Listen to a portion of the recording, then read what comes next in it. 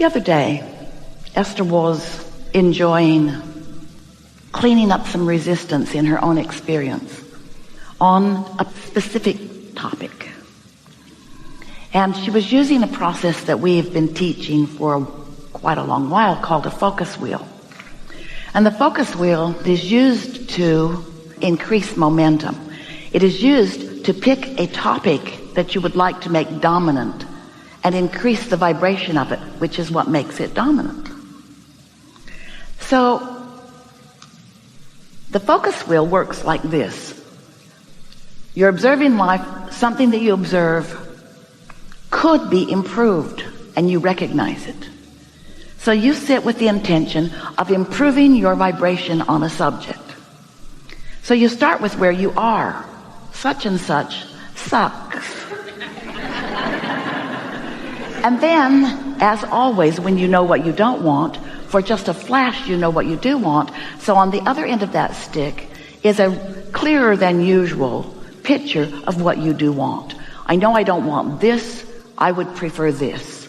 So in the center of a page, Esther always draws a big circle, and she writes a positive statement that right now is not dominant within her at all. In fact, the opposite of it is dominant within her. That's why she's doing this. It's something that she intends to make more dominant because she is going to focus on it for a little while and allow it to become more dominant. You following? So she writes this in the center, and then she tries to think of things that are easy to think of that support center circle of intention. And it's pretty easy. First one comes sort of hard, but then she gets rolling, and she'll write the first and the second and the third and the fourth and the fifth and the sixth, and sometimes she'll just fill a whole page in all around.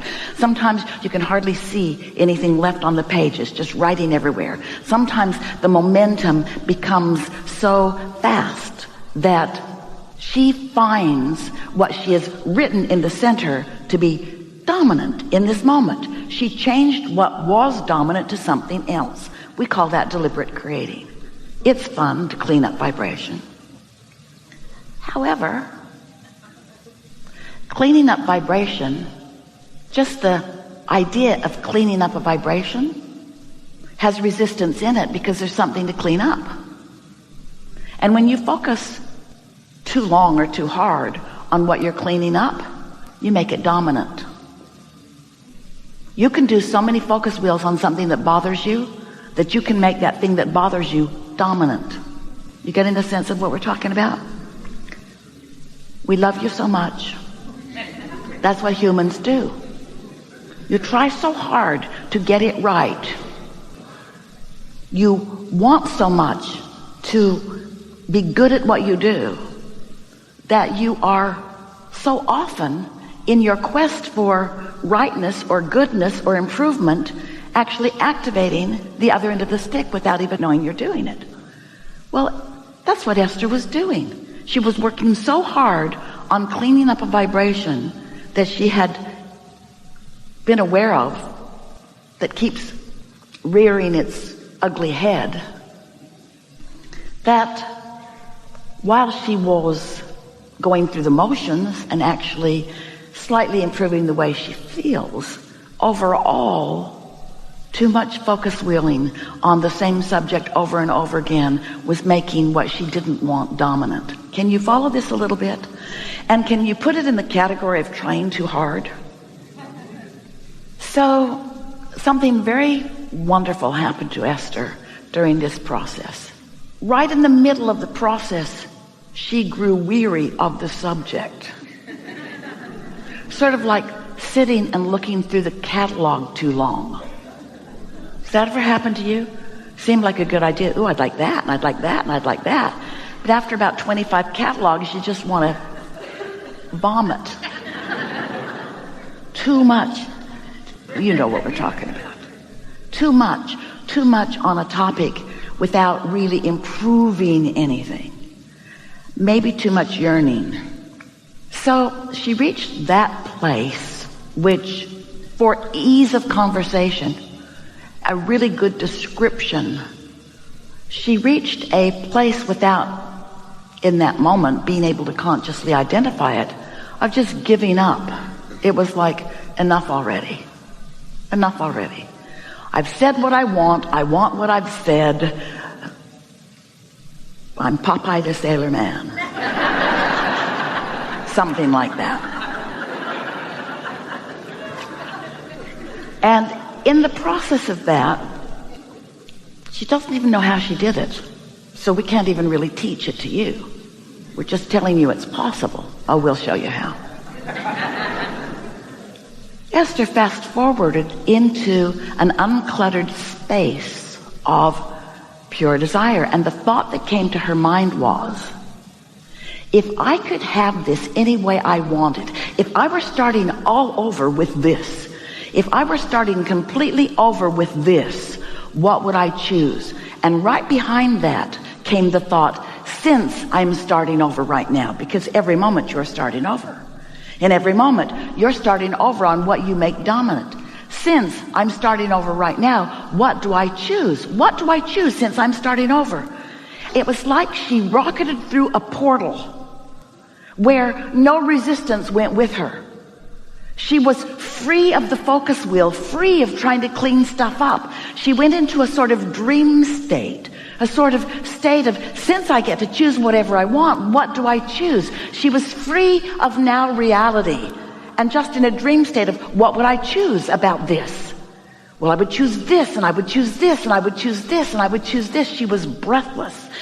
And the reason that we're telling this to you is because it was so obvious to Esther, the difference between trying to clean up a vibration and just starting fresh on a subject where there's nothing to clean up and allowing yourself to go right to where you want to be. So we want to talk to you about vibration and momentum and about where you stand and about how through life you have sent all of these vibrational rockets forward, which have become the vibrational version of who you are. And the vibrational version of who you are, it's such a real thing. We called it vibrational reality for a while. We gave it a name, The Vortex, wrote 2 books about it, because we want you to feel the bigness and the realness and the wholeness of it. But most of all today, we want you to feel the resistance freeness of it. We want you to feel the sweetness of it, the niceness of it, the love of it, the bigness of it, and most of all, the power of it. Because there's no resistance in it. There's resistance when you try to get to it. But when you just know that it exists and don't try to justify going to it, it will call you to it when you are least expecting it. We want you to give up the struggle of improving yourself and accept the perfection of who you are, which makes us want to talk to you about who you were before you came into this physical body. Pure, positive energy. Why you came. Because you're good and you know it and you wanted the experience of experiencing contrast for the purpose of giving off rockets of desire, for the purpose of becoming vibrationally more, so that the more that you are could call you forward, so you could feel the freshness of creation. We want you to let go of the bonds, the binding, the clutching, the resistance of what is, just for a little while we're chewing together today. And at least accept the existence of a fresh, non-resistant you, who you get glimpses of all the time. You see it in the animals that are frolicking, or the children who are frolicking. And you see it in yourself, well, not so often, when you frolic. You experience it when you just throw your head back and laugh hard at something. You know it when you are in a state of appreciation. But what we are getting at is, usually you get there because of something that you've observed that you can't control very well. We want you to get there because you've decided to make that dominant. Because you've decided to make happy dominant, because you've decided to make the evolved you dominant, because you've decided to make feeling good dominant, because you've decided to make love dominant. The other morning, Esther had been watching television before she went to bed, And when she woke up, the first thought in her mind was, I hate that person. It was a person on television, an easy to hate person. And because she was so new into the day and didn't have much momentum going, we said to her, and she heard us, hate is hate. Hating somebody is hating. There's just no excuse for it. There's no excuse for it. You want to make hate dominant? Then watch television.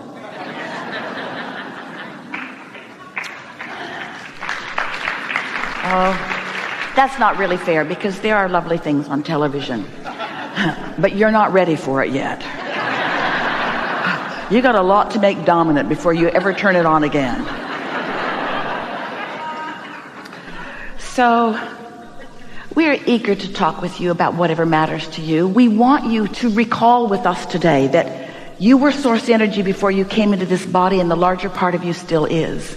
And while you've been here sifting and sorting and launching rockets, you have evolved as that soul being. And the vibrational part of you has become so much more than it was when you first got here in this body. And you are not ever going to be happy unless you are up to speed with that becoming. You got to keep up with your own evolution. You cannot let what is hold you back. And what is will hold you back. What is holding you back. Because you're observing what is. It's full of vibration. You activate vibration of what is. You practice vibration of what is. And you do not allow yourself to move toward what you really want. Because what is dominant in your vibration. Now you want to say, we know you do, we can hear you all over the room, well, isn't it logical that what is would be dominant? I can see it and hear it and smell it and taste it and touch it. Yeah, we get it. Because you've made what you're seeing and hearing and smelling and tasting and touching the reality that is most important. But we want you to realize that in this reality, there are life-affirming things and there are life-depleting things. There are things that make you feel love and there are things that cause you to feel hate. There are things that are uplifting and praiseworthy and there are things that are not. And you have choices that you are not making because you've got dominant thoughts that are holding you back. We've enjoyed this interaction immensely. So as we are chewing together today, it's our desire that you bring yourself to this chair, or you bring yourself to this conversation from the chair you're sitting in, and that together we make dominant the things that you've chosen through life that are, in the greater scheme of things, dominant. You are the creator of your reality. Sometimes we ask, why are you here? What did you come for? And sometimes people come because there's something specific that they want to make happen in their life. I want to live in a different place, or I want to be in a happy relationship, or I would like more money in my life so that I can have more freedom, or I would like more rewarding work, or I would like to have more freedom in my day. There are very specific things or needs that you come wanting.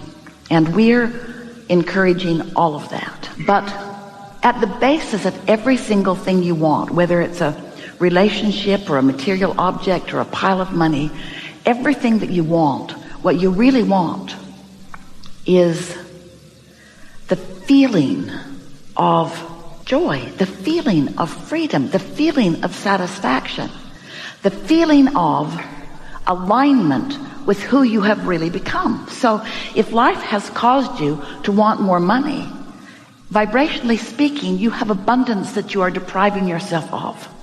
If life has caused you to want an improved relationship, vibrationally speaking, you are pinching yourself off from the relationship improvement that you want. And the reason that you're doing it is not because you're a masochist, and it's not because you're not wise, and it's not because you're not capable. It's because you've been lured by what is into a vibrational pattern that won't let you change.